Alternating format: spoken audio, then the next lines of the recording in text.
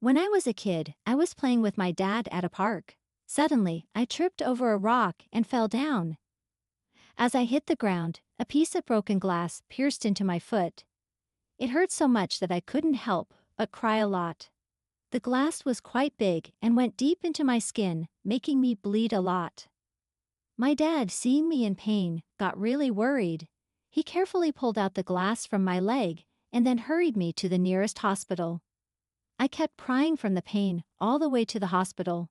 When we got there, I continued sobbing in the waiting room. Then, a nurse came over to me. She spoke kindly, telling me that the doctor would help me feel better soon. She gave me a strawberry lollipop, which made me feel a little better. I remember feeling relieved when I saw her friendly smile. That moment made me want to become a nurse when I grew up. After finishing high school, I went to nursing school and successfully graduated after 3 years. Finally, I became a nurse. At first, the job seemed overwhelming, but as time passed, I got used to it and felt happy and satisfied every day. As I went about my work, everything seemed fine, but there was a nagging worry in the back of my mind. My father had started gambling. He was into horse racing, slots, poker, you name it. Some days he was cheerful, other days he seemed really down and gloomy. My mom often asked him anxiously if we were doing okay financially, and he always brushed it off confidently, saying, "Yeah, we're totally fine." But one evening during dinner, he dropped a bombshell. He had racked up a huge debt from gambling losses, around $80,000. My mom and I were furious, but we had no choice but to help him pay it off. We didn't want debt collectors showing up at our doorstep, so we all pitched in to repay the debt. To make extra money, I took on night shifts at work. Day after day, the exhaustion piled up, and I found myself barely functioning from lack of sleep.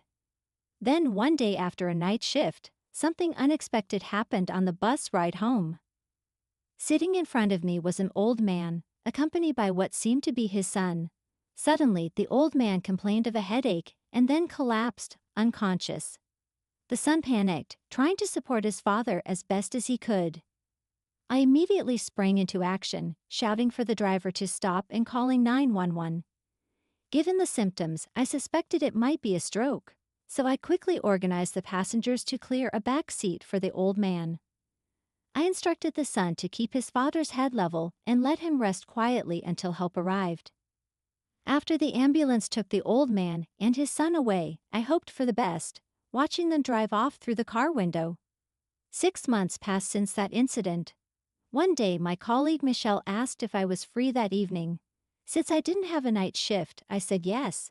She then explained that she had a mixer with some doctors planned, but they were short one girl, and she begged me to come along. Michelle and I have become friends since we started working at the hospital together. Despite my initial shyness, she had always been outgoing and inclusive. I had never been to a mixer before and didn't know what to expect, so I initially refused her invitation. However, she persisted, and after some convincing, I agreed to go. After work, Michelle and I freshened up in the changing room. Michelle looked stunning as usual, putting extra effort into her appearance with a neat dress and high heels. In contrast, I felt underdressed in my cheap knit top and jeans. But Michelle assured me it was fine. When we arrived at the tavern where the mixer was being held, 2 of Michelle's nursing school friends and 4 doctors were already there. I felt nervous in the unfamiliar atmosphere. The male organizer enthusiastically suggested we start with introductions. They were all surgeons from the same hospital, which seemed prestigious. As each person introduced themselves, I grew increasingly anxious. When it was my turn, I nervously mumbled, "I'm Mary Smith, nice to meet you," feeling out of place among the confident and accomplished group. As I nervously finished introducing myself, Matthew, seated at the end, suddenly made a hurtful comment, calling me ugly. Shocked and hurt, I couldn't believe what I had just heard. To make matters worse, another doctor laughed at his remark, while Michelle, understandably angry, reprimanded him. The organizer, still laughing, tried to brush off Matthew's comment, But Matthew continued, saying he expected to see beautiful girls because they had been meeting only pretty ones at recent mixers. Other doctors joined in, agreeing and complaining about the lack of attractiveness in the women they met. Feeling deeply hurt and shaken, I struggled to hold back tears, my confidence shattered. As I trembled with anger and sadness, I looked down, trying to hide my emotions. Suddenly, a man from the back of the group stood up and approached our table, shouting for everyone to stop. His angry outburst surprised everyone. I felt a sense of familiarity as I looked at his face, realizing I had seen him before. With determination, he defended me, revealing that I was the kind-hearted person who had helped his father when he collapsed on the bus. Matthew and the other doctors were taken aback by his intervention, but the man didn't back down. As the realization dawned on me, I remembered the incident from 6 months ago. The man standing before us was the same person who had been with his father on that fateful day. In a dramatic gesture, he slammed a wad of cash on the table and urged me to leave with him, away from the toxic environment. Confused by the sudden turn of events, I hesitated, unsure of what to do next. As I grabbed my bag and followed the man out of the tavern, he cast a threatening glare back at the doctors. Ignoring their mocking remarks, we stepped outside. Another person, who seemed to be the man's friend, rushed out after us, reminding him that he had paid the bill and suggesting they catch up another time.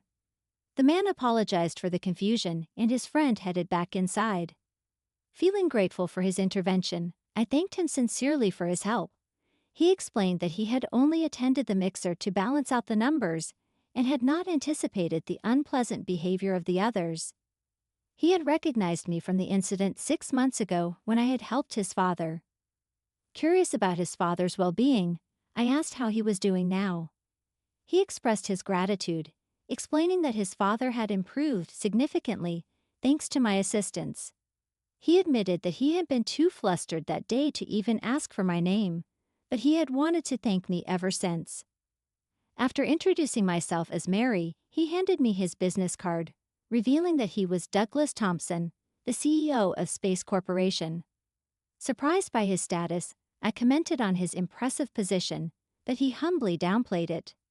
He then asked if I would be willing to meet his father sometime so he could express his gratitude in person. Despite his insistence, I declined the offer for thanks, feeling uncomfortable with the idea. After exchanging contact details, Douglas and I went our separate ways. Later, he invited me to dinner, and I agreed to meet him. When I arrived at the upscale restaurant, Douglas and his father were waiting for me. Douglas's father thanked me sincerely for my help 6 months ago, and I assured him it was no trouble at all. I was relieved to see that he looked well. Douglas's father then apologized for the rude behavior of the doctors from their hospital. Confused, I asked for clarification, and Douglas explained that he had overheard the doctor's conversation at the mixer. It turned out that they worked at his father's hospital and had a reputation for causing trouble by flirting with nurses and generating complaints. In light of their behavior at the mixer, they were given a serious warning. Grateful for their apology, I thanked them. We then discussed various topics, including the hospital. When I mentioned my frequent night shifts, Douglas expressed concern upon learning about my father's debts. He admitted that he had planned to become a doctor himself, but couldn't handle medical emergencies. However, he offered to pay off my father's debt as a gesture of gratitude for helping his father. Feeling overwhelmed by his generous offer, I hesitated. But then his father suggested that he would pay the debt with one condition: that I marry Douglas. Shocked by the proposal, I asked for clarification, and Douglas's father suggested that we date first and decide later. Douglas was clearly embarrassed by his father's suggestion. Although surprised, I found Douglas to be a kind-hearted person, so I agreed to start as friends and see where things led. Douglas was taken aback by my response, but he seemed pleased. After Douglas's father's proposal, Douglas and I began going out to eat frequently, bonding over our shared love for gourmet food and discovering our similarities as introverts with a strong sense of justice. As we grew closer, we started dating with marriage in mind. 6 months later, Douglas proposed to me, expressing his intention to take care of my father's debts himself. Touched by his gesture, I felt guilty about accepting his help. However, Douglas reassured me that he was committed to taking care of me, and he insisted that I didn't need to worry about repaying him. Overwhelmed with gratitude, I cried tears of happiness and thanked him profusely. When I shared the news with my parents, they were overjoyed that the debts were paid off and that my marriage was settled. They expressed relief that there would be no more gambling, and they thanked me for my good fortune. Douglas's father was also pleased, admitting that he hadn't expected us to get married, but feeling that we were right for each other. With blessings from both families, we happily married and moved into our new home. We've been enjoying a blissful married life ever since.